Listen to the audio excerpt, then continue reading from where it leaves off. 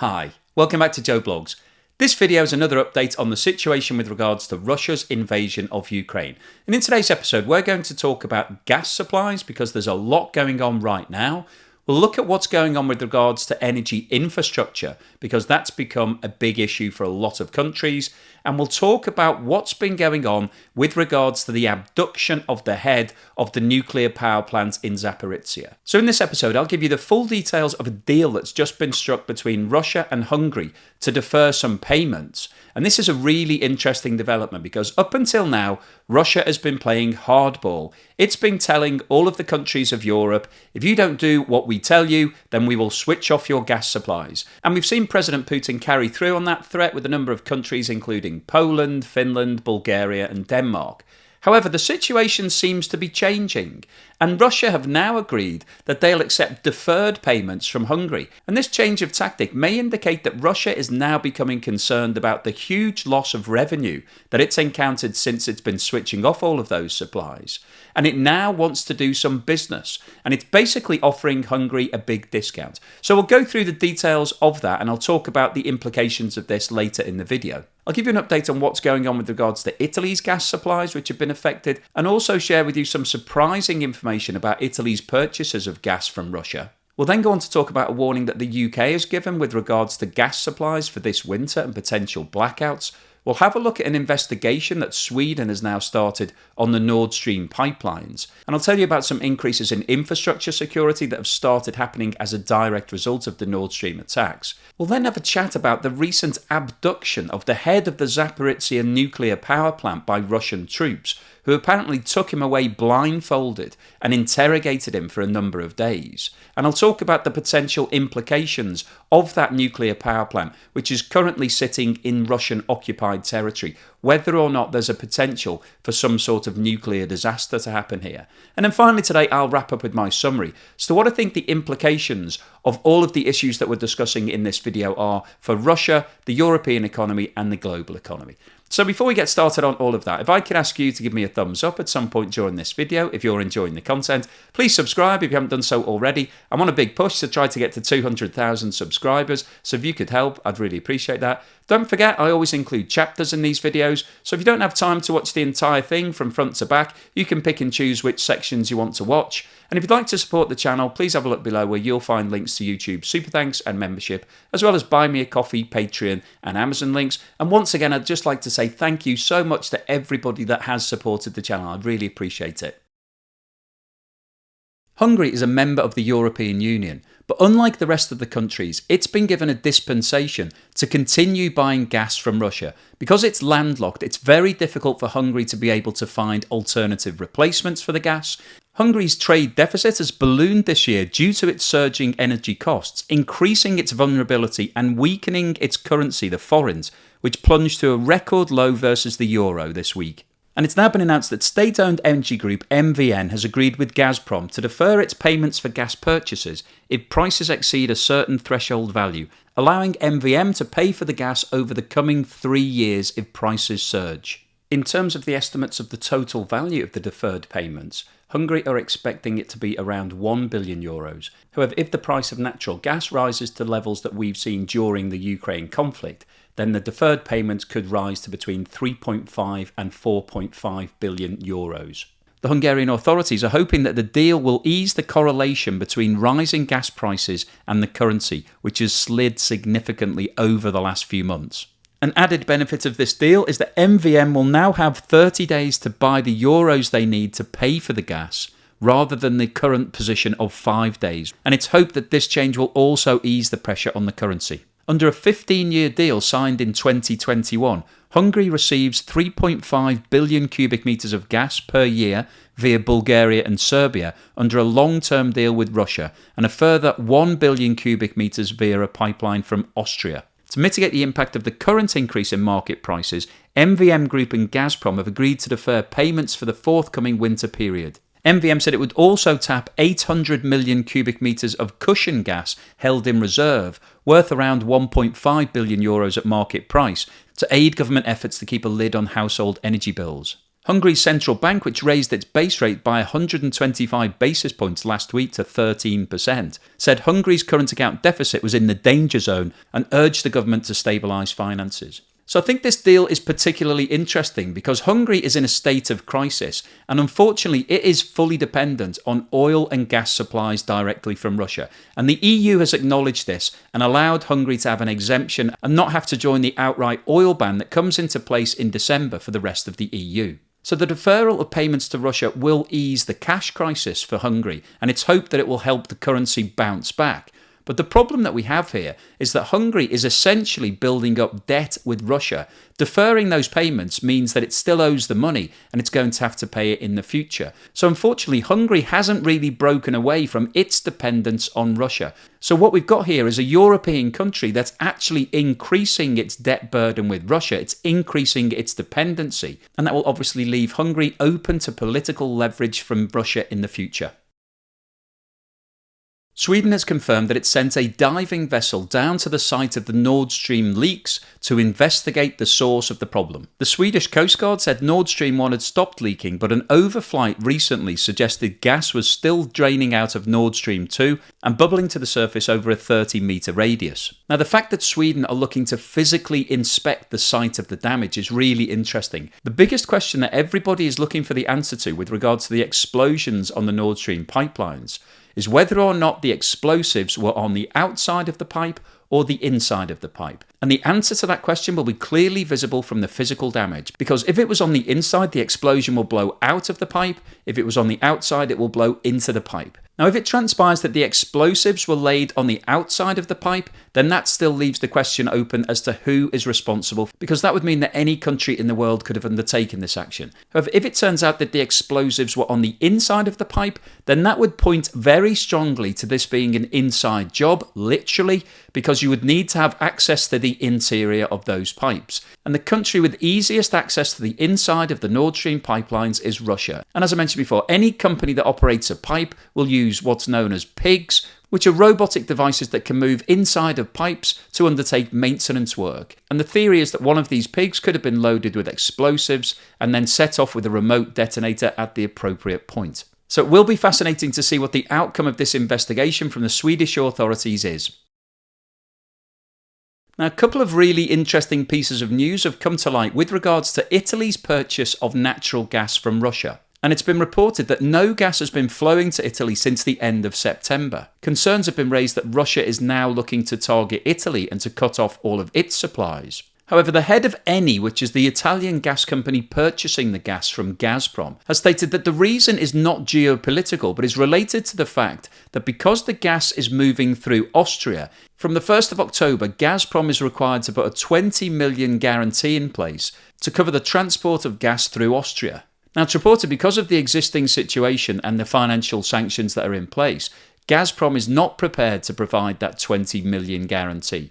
And the Italian authorities are now looking into other ways around this problem. But in the meantime, Russia have stopped the supply of gas to Italy through this pipeline. Now, the Italian authorities have advised that they're not concerned about the current supply levels, and storage levels are close to 100%. And one thing very interesting that's come to light as part of all of these discussions is that Italy has actually been continuing to buy a lot of gas from Russia, so much so that they've actually had a surplus, and they've been selling their excess capacity onto the Netherlands to benefit from the increase in the price in the international market. So Italy have basically been buying cheap gas from Russia and then selling it on at a profit to the rest of Europe during the course of the last 7 months. Following on from the Nord Stream pipeline attacks, concerns have been rising about the potential for other infrastructure to be attacked by terrorism. And I recently posted a video talking about the cables that have been laid under the sea all around the world, which provide direct internet access between Europe, the USA, Africa, Latin America. And these cables and other such infrastructure could be prime targets for terrorist activity, because that would then bring down the communications network and would cause major economic problems for a lot of companies in the world. And following on from this theme, Norway have now confirmed that they've posted soldiers at their major oil and gas facilities to provide extra security to try to prevent some form of attack taking place. And Italy has also strengthened its surveillance and controls on underwater energy and telecommunication cables. And whilst these are the first two countries that have actually announced that they've increased their security, I would expect that every country in the world is currently undertaking a security review, and it's likely that we'll see a major increase in all infrastructure security going forward. And once again, the increase in security costs is another unforeseen cost that we're seeing as a direct result of Russia's invasion of Ukraine, and is going to add further to the inflationary pressures around the world. The United Kingdom has announced that it faces significant risk of gas shortages this winter, and a possible emergency situation as a direct result of Russia's invasion of Ukraine. The official UK regulator Ofgem has stated that there is a real possibility of a gas supply emergency in which gas supplies to some gas-fired power plants are curtailed, which can stop them from generating electricity. Now, the UK has a high dependency on natural gas. In 2021, 40% of all electricity was generated from gas-fired power stations, and 80% of all homes in the UK are heated using natural gas. This chart shows a summary of where the UK sources its gas supplies from, and it shows that 38% comes from the gas fields that the UK owns itself, 28% comes from liquefied natural gas imports, and 34% comes from pipelines directly from Europe. And prior to Russia's invasion of Ukraine, the UK was only sourcing 4% of all of its gas supplies directly from Russia. So based on that percentage, it seems surprising that the UK regulator is stating that there could be an emergency and a gas crisis this winter. But the issue for the UK isn't the direct supplies from Russia, it's the impact on the European market that the movement away from buying Russian gas is having on demand. So the situation that we have in Europe is that Russia has switched off the supplies to a number of different countries. So Poland, Denmark, Finland, Bulgaria, the Netherlands have all had their supplies switched off. And Germany has also seen a massive reduction in the amount of gas coming directly from Russia, as the supply from the Nord Stream pipeline was reduced significantly in July and August. And then following the recent explosions, no gas is moving through the pipeline at all. So the consequence of the switch off of all of those supplies is that all of the European countries are now trying to change their supply chains. So we're seeing a huge rise in demand for all of the available gas, which has driven up prices. Now, regulators are required to look at the worst case scenario. So Ofgem will have run models looking at what could possibly go wrong in the supply chain, and also factoring in a particularly severe winter. And if we do get a very cold winter in Europe, that will cause major problems, because when we have really cold periods, there is a sudden increase in demand for both heating in homes and electricity. And so there's a massive spike in demand for gas. And it will be difficult for the current supplies to be able to meet a spike in demand. And so it may be necessary for the storage capacity of gas to be run down. And that then leaves the UK and other countries exposed to potentially running out of gas. And that could mean that they can't generate enough electricity, and we could see blackouts. And if we do have shortages of gas and electricity, that will have a direct impact for industry that needs to use those sources of energy, and therefore that will reduce production, and therefore that will have an impact on the economy. So once again here we're seeing evidence of the war in Ukraine having a potential major impact on the economy of the UK, and probably some other countries in Europe, because the UK is representative of a lot of countries. A lot of countries have to import gas in order to produce electricity and to provide it to their citizens. So the UK won't be alone in this crisis if we have a very cold winter in 2022. Earlier this week, it was reported that the Ukrainian head of the nuclear power plant in Zaporizhzhia had been detained by Russian forces. State-owned power company Energoatom issued a statement advising that Ihor Musharov was detained on his way home from the nuclear plant. He was reportedly removed from his car, blindfolded, and driven to an unknown destination to answer questions. However, Russia have not issued any formal statements regarding this matter. In response, the head of the United Nations nuclear watchdog called for Mr. Murashov to be released and said that his detention poses a threat to safety and security. After a number of nights in captivity, it's now been confirmed that he's been returned to his family safe and sound, and no details have been released in terms of what questioning was undertaken and what information the Russian forces were looking for. So this is obviously a concerning development, and I thought it was worth taking a moment to have a chat about the nuclear power plants that exist in Ukraine, and particularly this one in Zaporizhzhia, because it's been taken over by Russia and the Russian forces. And there's been some speculation in the press as to whether or not this could represent a potential nuclear disaster at some point in the future. You may have seen reports that there's been some shelling that's landed close to the plant, and both sides have blamed each other for that. Russia claims that the missiles were Ukrainian, and Ukraine say that these were Russian detonated devices. This map shows the location of the 6 nuclear power plants in Ukraine. And obviously the most famous of all of these is Chernobyl, which encountered a nuclear disaster in 1986 when one of its reactors exploded. And that resulted in radioactive fallout, and the town of Chernobyl is now a ghost town. And you may well have seen some videos on YouTube or documentaries, or you may have seen the recent Netflix documentary which covered off exactly what happened there. Now, the Chernobyl disaster happened during the Soviet regime, and Ukraine has moved its technology forward, and the Zaporizhzhia plant is now the largest single nuclear power plant in Europe.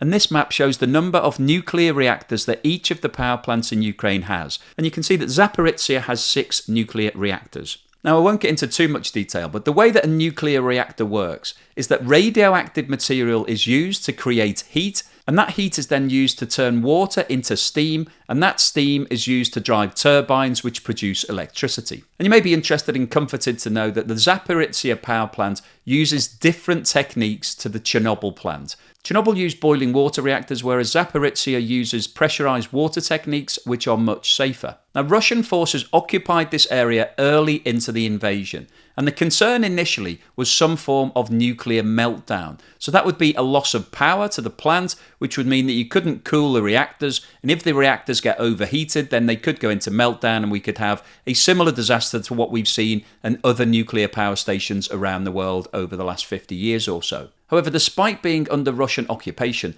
the plant continued operating, so all of the operatives were kept in place. And over the last 7 months, the 6 nuclear reactors have all been shut down safely. So none of them are producing electricity anymore, and they've all been shut down. So that means that there's no chance of a nuclear meltdown. So from that perspective, everything looks safe. But aside from the actual reactors, there are some other risks, predominantly relating to old radioactive material that's been taken out of the reactors that has to be processed for up to 2 years before it can be disposed of. And this is really the area of expertise that you need all of the current operatives to stay working at the plant to make sure that everything is done correctly and there are no radioactive leaks. So that's why concerns are being raised right now with regards to the head of the plant being taken away by the Russian authorities. Now, from a warfare point of view, there are a couple of other concerns.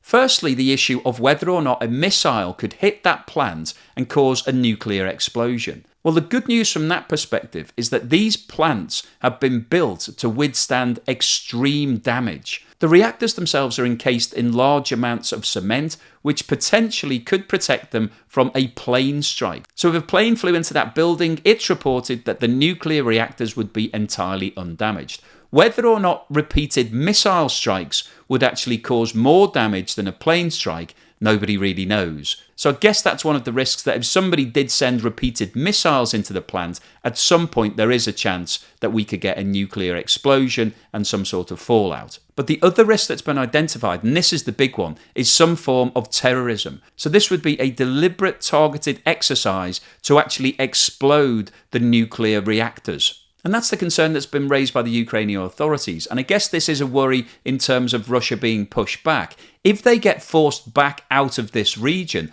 will they just retreat and leave the nuclear power plant in place and intact? Or will they want to cause some form of lasting damage? Now, if Russia wants to take this region for itself, it wants to be part of an enlarged Russia, it will want to keep that nuclear power plant because it provides enough electricity to fuel around 4 million homes. Now, currently it's dormant, it's not producing any electricity. But logically speaking, whoever owns this region going forward will want to restart that power plant so that it can get the local economy back up and running. So whilst Russia is still claiming that this area is its own, then it's unlikely to cause any damage to that power plant. But if at some point in the future it decides it wants to retreat and it has to give up on this annexation concept, then the big question is, will it be happy to just hand that back to Ukraine, or will it want to cause some lasting damage by causing some sort of nuclear explosion? So what's the summary and conclusion today? Well, I think the most interesting news that's coming out of today's video is the deal that Russia has struck with Hungary. This is the first time we've seen Russia striking a deal with a European country, essentially offering a discount, because deferred payment means that Russia won't receive full value for those gas supplies.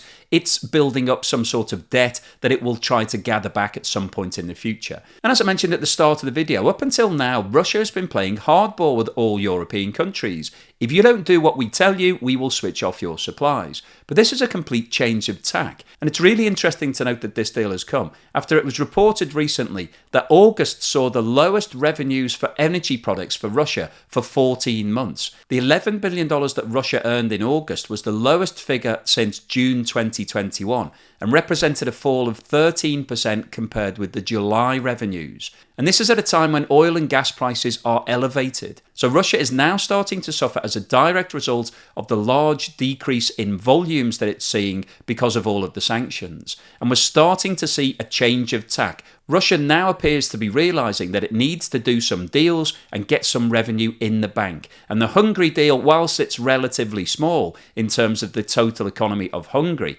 it shows that Russia is now prepared to be more flexible rather than saying our way or the highway. So I think this is a really strong indicator that Russia is starting to realise that it's not going to be straightforward to replace all of the revenue that it's losing from the West with China and India, and it's needing to do lots of small deals. If you're a business, it's always easier to have a small number of large customers rather than a large number of small customers, because having a large number of small customers gives you a lot more headaches. You've got to manage all of those accounts individually, you've got to strike lots of deals, there's lots of admin and paperwork and all sorts of hassle that goes with it. So it's far easier to just have a few large customers. And when you're dealing with oil and gas, that is exactly the situation you want to be in. You want to be pumping large volumes directly to countries like Germany and Italy. And Russia losing those large accounts means that it's going to now have to find a myriad of small countries like Hungary to be able to replace that revenue. So this is a massive challenge from Russia's perspective. And there's a really big question mark as to whether or not they'll ever be able to replace those large accounts. But even if they do, it's likely to take them years,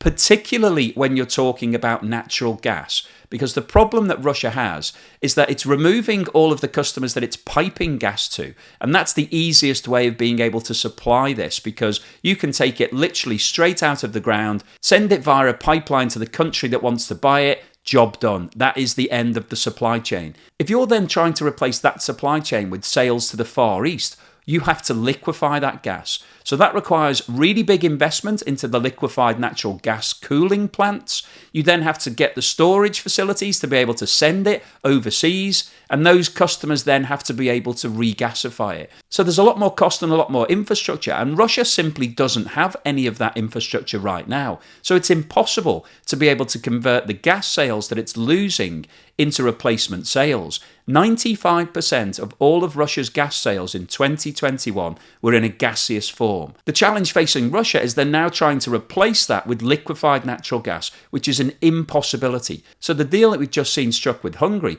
reflects the fact that Russia is realising that it hasn't got any markets for its natural gas, and therefore it needs to hold on to as many customers as it can. And Hungary's been given a dispensation by the EU because of its location to be able to keep buying that gas. And even though it's a member of the EU, Russia is happy to keep that supply going and has even offered this special arrangement to do so. Now, one of the other interesting stories in today's video is the news from the UK that they could potentially be facing an energy crisis this winter. There is a danger when we're talking about the positive developments that have happened over the last few months in terms of alternative supplies and new infrastructure being put in place, that we forget that this is the first winter that Europe is trying to make the break away from Russian gas. And there's a real possibility that we could see shortages of gas. And because Europe has built a lot of its electricity power stations to be fueled by gas, that means that there's a real risk of running short of electricity, and we could see blackouts. And the implication of energy shortages is that we could see industry not having enough power to keep open, and therefore that will mean that businesses start to reduce their productivity, and that will have a direct impact on the economy of Europe and also the global economy, because as I've mentioned many times before, the whole world today is interconnected. So if we see contractions in the economies of Europe, some of which are the biggest in the world, it will definitely have an impact on every country globally. And although it's the UK that's raised this direct concern, this issue applies to many of the big economies in Europe. So there is a real risk, if we have a very cold winter period over the next few months, that we could see those supplies running short, and countries could definitely start seeing energy shortages and electricity blackouts. The last issue that I wanted to pick up on today is the nuclear power plant in Zaporizhzhia. It seems bizarre that Russian troops decided to abduct the head of the nuclear power plant and take him away for questioning, because this area has been under Russian control for a long period of time. So they didn't really need to do that. I'm sure they could have just turned up at the offices and questioned him on site, or just asked him to come and visit them wherever they're based. So this does seem quite peculiar. And given the fact that Russia is currently losing a lot of ground, it's being pushed back by the military forces from Ukraine, and it potentially could come under pressure in the Zaporizhzhia area. And I wonder whether or not Russia have some sort of master plan with regards to this nuclear plant. Now, the plant itself has actually been shut down from an operational perspective, so there's no risk of a meltdown occurring because of overheating. But there is a big risk that if somebody planted explosives near to those nuclear reactors, that it could cause a massive explosion and potential fallout. Now, Russia will not want to do that whilst they have this area under control. And as we all know, Russia recently formally annexed all of these areas. But if it decides that it has to retreat, that they have to withdraw the troops, then there is a big question as to whether or not Russia would do something divisive. They would do something that would deliberately cause this area to become worthless by exploding that nuclear power plant. Now, hopefully that's just a conspiracy theory that will never come to fruition. But when you've got nuclear facilities like this that are in a war zone, there is always the risk that something disastrous will happen. So hopefully you found today's video useful, informative and thought-provoking. If you've liked what I've said, then please give me a thumbs up. Thank you very much for watching this video all the way through to the end, and if you haven't subscribed yet, please do so.